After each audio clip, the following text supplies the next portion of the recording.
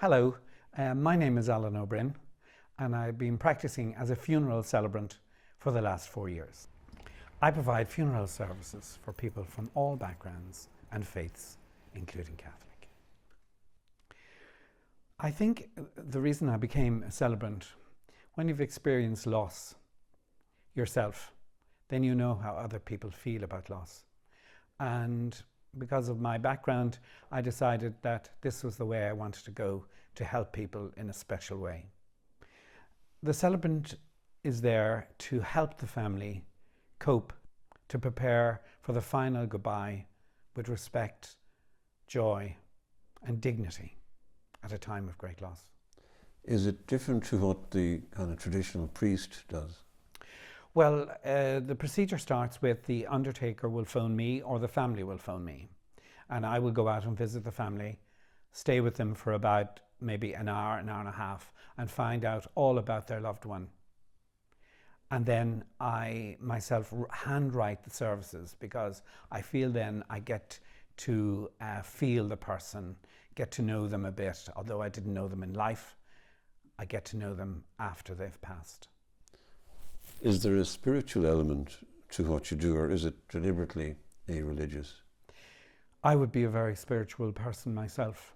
I have my beliefs, my own beliefs, but never would I ever dream of encroaching on somebody else's beliefs.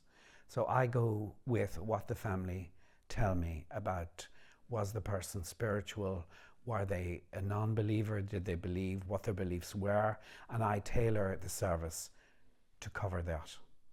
Do you actually say prayers or refer to God? Yes, I would often say prayers or refer to God, yes, if the family are agreeable on that. But I'm also very open to the type of funeral that the family require me to do. What questions come up all the time when you meet the family of a deceased loved one? What can we do? Are we allowed to do this? Are we allowed to do that? If the service is in the crematorium, we have the space in the crematorium for 40 minutes or 20 minutes, depending on the slot. And we can do whatever type of service they need. I did one recently where we had people who danced. You can bring in your own music, or you can use Wi-Fi or whatever you need to give that person the most dignified and joyful departure. The most important thing is to listen to the family.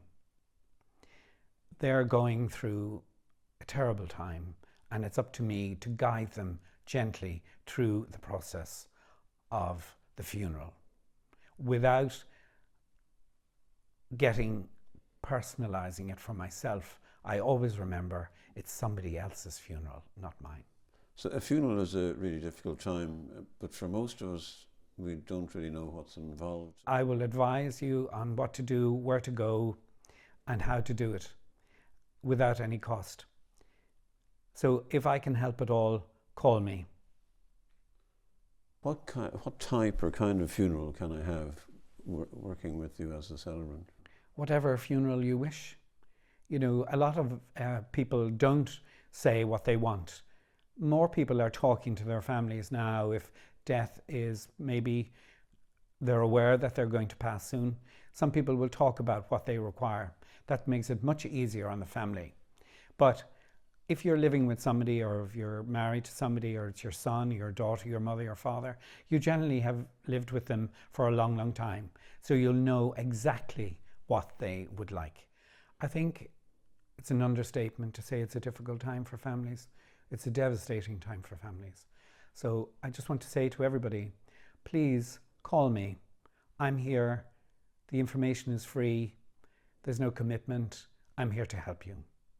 If you have any worries or concerns or need advice about anything, I'm here to help. So call me. My contact details are on your screen now.